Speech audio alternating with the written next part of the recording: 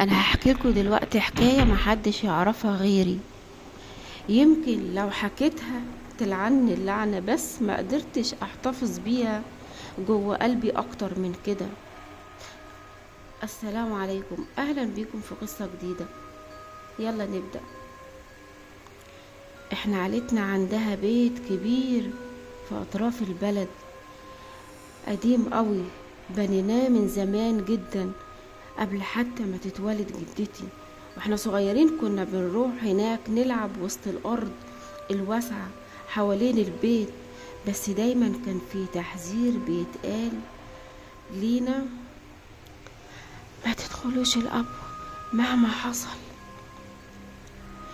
كبرنا وتفرقنا واحنا واخواتي، وبعد موت ابويا قررنا نروح نعيش في بيت العيلة شوية، نجدد فيه وناخد استراحة. هي ما كانتش مرتاحة بس ضغطنا عليها. اول يوم دخلنا البيت ريحة تراب، خنقة وسكون مرعب كأن في مقبرة، بس قلنا عادي، بيت مقفول من سنين. بدأنا نرتب ونكنس ونفتح الشبابيك. البيت كبير قوي، سقفه عالي، والحوائط فيها شقوق قديمة. لكن وأنا بكنس الصالة لقيت تحت السجادة باب خشب صغير كان مغطي بالكامل، واضح انه مدخل القبر اللي كانوا محذريننا منه. وقفت فوق الباب وقلبي بيقول: ابعدي ابعدي، لكن الفضول كان اقوى مني. ناديت اختي: تعالي تعالي شوفي، يمكن ننزل نشوف ايه اللي تحت. اختي قالت ليا وهي حاطه ايدها على كتفي: انتي مجنونه،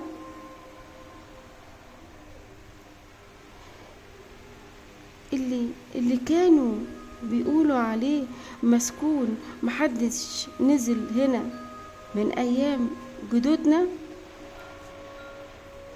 بس مشيت ورا فضولي، جبت مفك وفتحت القفل.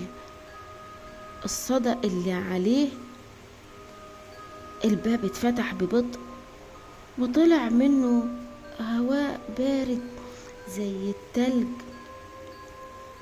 نزلنا على ضوء كشاف الموبايل. السلالم كانت متشققة، ولما حطينا رجلينا حسينا بنقرشة غريبة. وصلنا تحت، لقينا أوضة كبيرة وفي نصها دايرة مرسومة بالدم، والدم لسه طري. صرخت: احنا لازم نطلع حالا.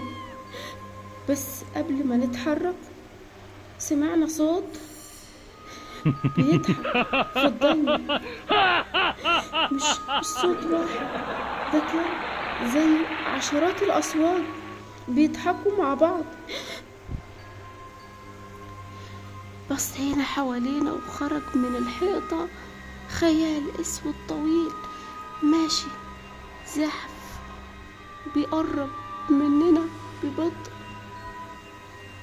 رجعنا لورا وأنا قلبي هيفلت مني، لكن وأنا برجع رجلي لمست حاجة طرية. بصيت تحت لقيت جثة متحللة ومربوطة بحبال، كأن حد كان بيعمل طقوس، وده كان قربان.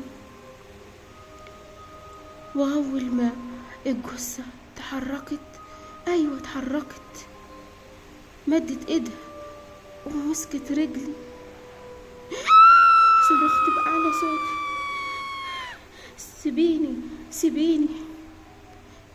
اختي شالتني وطلعنا بنجري فوق السلم. بس واحنا طالعين سمعت الصوت بينادي من تحت: لسه ما خلصناش، هرجع لكم قريب. رجعنا الشقة وفوق قفلنا باب القبر كويس بالمفاتيح والسلاسل، بس كل ليلة بنسمع خبط من تحت وصوت خطوات بتطلع السلم وتقف ورا باب اوضتنا. مفيش مرة ما سمعناش صوت بينادي علينا بالاسم، نادية، إيمان، افتحوا الباب. وفي مرة وأنا نايمة حسيت بحد بينام جنبي على السرير، بس كان جسمه ساقع وريحته زي ريحة اللحم المعفن. فتحت عيني لقيت وش ست مشوهة مبتسمة، وشها كله جروح ودم، وقالت ليا لو فتحت القبو تاني مش هطلعكم منه. من يومها قررنا نسيب بيت العيلة ده للأبد، بس لحد النهاردة بيجيلي تليفون بالليل، حد بيتنفس في السماعة ويهمس ليا همس، انزلي القبر مستنيكي.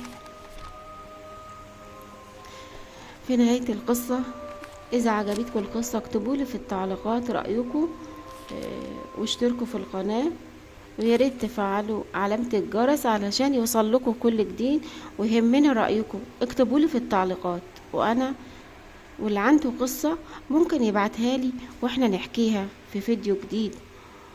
والسلام عليكم ورحمة الله وبركاته.